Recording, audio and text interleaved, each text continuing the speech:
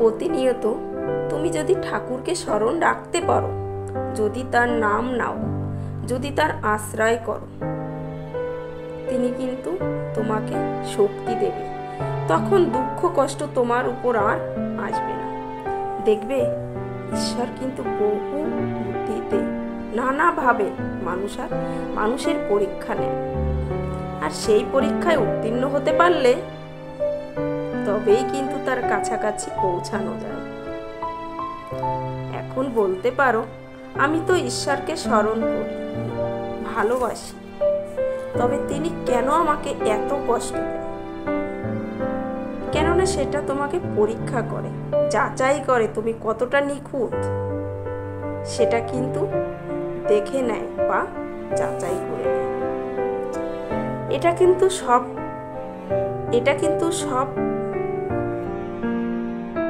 সব সময় মনে রাখবে। যাই হোক, আমাদের সব সময় মনে রাখতে হবে, সোনা গলতে গলতে কিন্তু খাঁটি হয়। জীবনে উত্থান আসবে, পতন আসবে, হার জিত আসবে, সুখ দুঃখ আসবে, তবে হার মানলে চলবে না। সবকিছু নিয়েই কিন্তু আমাদের জীবন। ধৈর্য ধরতে হবে এবং ঈশ্বরকে প্রতিনিয়ত প্রতি পদে স্মরণ করতে হবে। আজ তিনি হয়তো তোমাদের কষ্ট দিচ্ছে, কাল হয়তো তোমার কষ্ট আর নাও থাকতে পারে। তো যাই হোক, এবার আমি আরও কথা বলবো। তো আগে আমার পরিচয়টা দিয়ে নিই। যেহেতু আমি ঈশ্বরের স্মরণ করেই শুরু করেছি, সেই কারণে আর আমার পরিচয়টা দিয়ে নিই। তবে নমস্কার, আমি প্রভাতী, আর আমি চলে এসেছি আজকে একটা নতুন ভিডিও নিয়ে। আজকে আমি কি ভিডিও নিয়ে এসেছি সেটা দেখতে হলে থাকতে হবে আমার সঙ্গে। তো চলো দেখতে থাকো আর আমার সঙ্গে থাকো। সবাইকে অনেক অনেক ভালোবাসা জানিয়ে আজকের ভিডিওটা আমি এইখান থেকে শুরু করছি। সকালে উঠেছি, আজকে একটু লেট হয়ে গেছে উঠতে। রাত্রে ঘুমোতে ঘুমোতে অনেকটা লেট হচ্ছে, 12টা 12:30 বাজছে। তো সেই কারণে উঠেছি, আজকে একটু লেটেই উঠেছি, কেননা সকালবেলা কাজের তেমন চাপ থাকে না, রাত্রে অনেকটা গুছিয়ে রাখি। তো 7টা বেজে গেছে।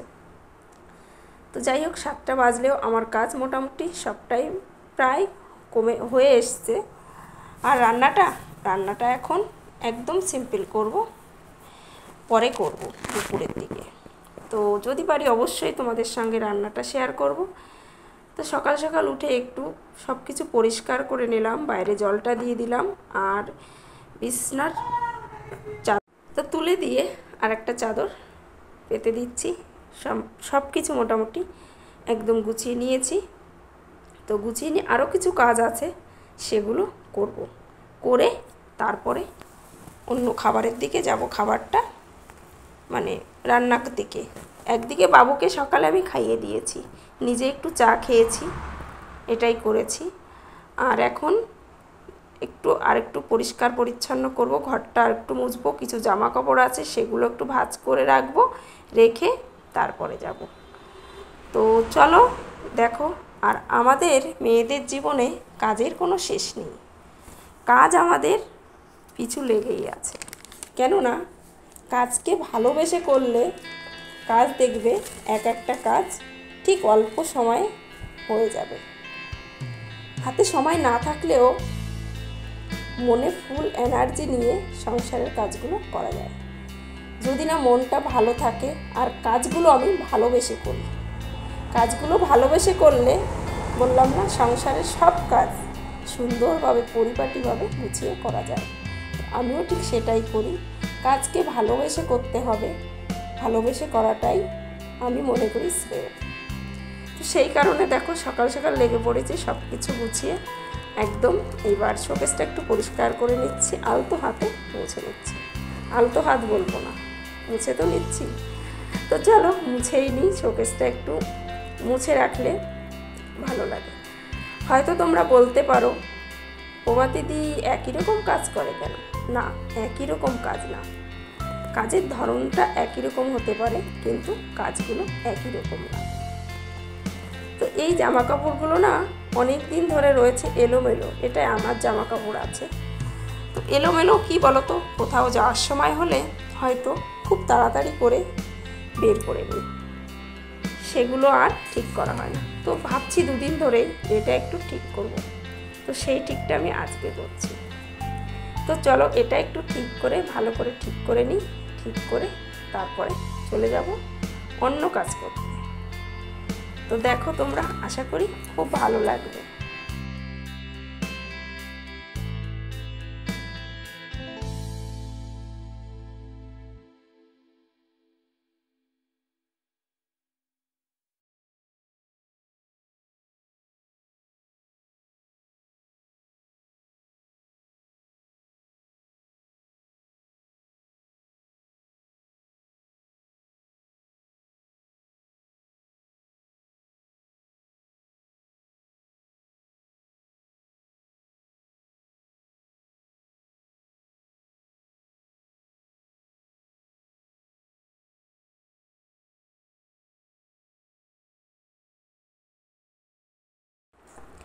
এই পর্যায়ে আমি এখন চলে এসেছি, আমার রান্না হয়ে গেছে। তো ভাতটা একটু আগে করেছিলাম, এখন শুধু সয়াবিনটা রান্না করেছি। রান্নাটা তোমাদের সঙ্গে আজকে শেয়ার করলাম না। তো এইখানে না একটা পর্দা দেওয়া ছিল, আর আমার সময়ই হয়ে উঠছিল না যে আমি ওই পাশেরটা একটু নিজে হাতে করেছি। তো একটু সেলাই করে দেবো, যদিও বা উপর নিচে আমার আগে সেলাই ছিল মেশিন থেকে, শুধু কোনোটার হয়তো নিজেই করেছি বা সাইড করেছি, এটাই। সেই কারণে আর দর্জির কাছে নিইনি, আমি নিজেই করেছি। যেটা আমি নিজে পারছি সেটা কেন আমি নিয়ে যাবো বলো দর্জির কাছে, সেই কারণে। তো এটা দিয়ে আমার পর্দাই বানানো ছিল, বড় ছিল, কিন্তু আমি কেটে এই বাইরের জানলাটায় দিয়ে দিয়েছি।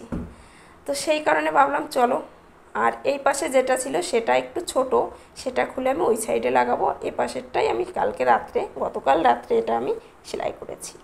তবে সেলাই করতে গিয়ে না বাবু খুব বিরক্ত করছিল, প্রচণ্ড বিরক্ত করছিল। তবুও কিছুটা সেলাই করে রেখে ওকে আবার ধরলাম, ও কান্না করছিল, ওকে মানে কান্নাটা থামিয়ে দিয়ে তারপরে ও যখন ঘুমিয়েছে অনেক রাত্রে, তখন বাজে 11:30, তখন আমি ওটা সেলাই করেছি।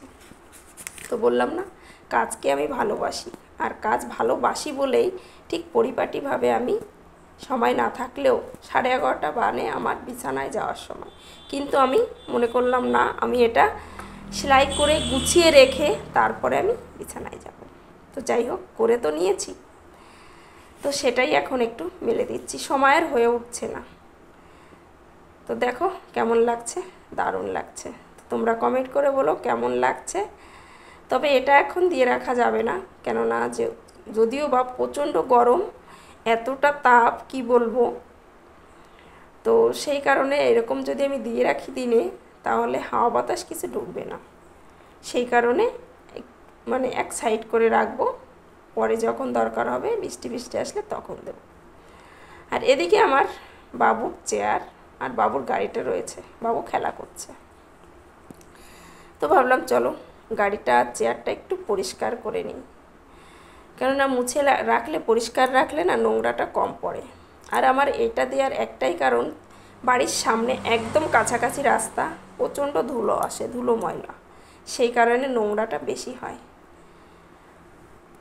আর একদিকে আমি আমার বিছনার যে চাদরটা ছিল সেটাও আমি ধুয়ে দিয়েছি, কিছু জামা কাপড় ধুয়েছি, তবে ভিতরেই মেলেছি, বাইরে দিইনি, কেননা প্রচণ্ড রোদ আর তাপ ঝলসে যাবে কালারটা, সেই কারণে। তো শুকিয়েই গেছে, আমি তুলেই দেবো, এটা তুলে দিয়েছিলাম, পর্দাটা লাগানোর সময় তুলে দিয়েছিলাম, তারপরে আবার মেলে দিয়েছি। তো এইবার দেখো বিছনার চাদরটা একটু তুলে এনে, শুকিয়ে গেছে, বাবু দেখো ঘুমিয়ে আছে, পাটা দেখা যাচ্ছে, অনেক পরে ঘুমিয়েছে।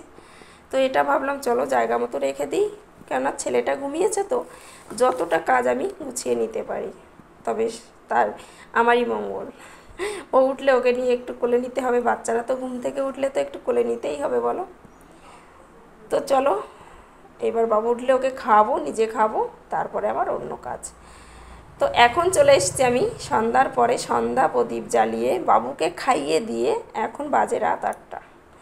তো এই চিড়েগুলো রয়েছে না, অনেক দিন ধরে আনা রয়েছে, চিড়েগুলো নষ্ট হয়ে যাচ্ছে, কি করব, গুড় নিয়ে আসলাম, আখের গুড়, যে চিড়ে দিয়ে একটু চিড়ের লাড্ডু তৈরি করি, তো সেটাই আমি করব।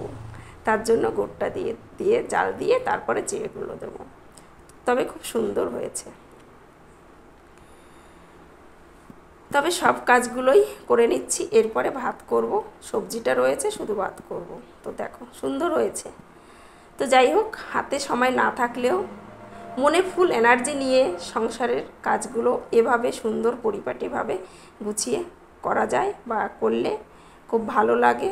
আমি যে এভাবেই করি। তো চলো এগুলো আমি বানিয়ে নিই। গরম, প্রচণ্ড গরম। আমার হাতে আবার বেশি গরম সহ্য হচ্ছে না, হয় না, হাতের চামড়াটা পাতলা তো সহ্য হয় না। তো যাই হোক, দেখো লাড়ু মানে চিড়ের যে লাড্ডু সেটা আমার বানানো রেডি। তবে সুন্দর হয়েছে, দেখতে যেমন হয়েছে খেতেও তেমন হয়েছে। তবে এটা আর একটা কথা বলি, এটা আমাকে বলেছিল আমার ছোটো বোন, দিদি এভাবে করে খাস, খুব ভালো লাগে।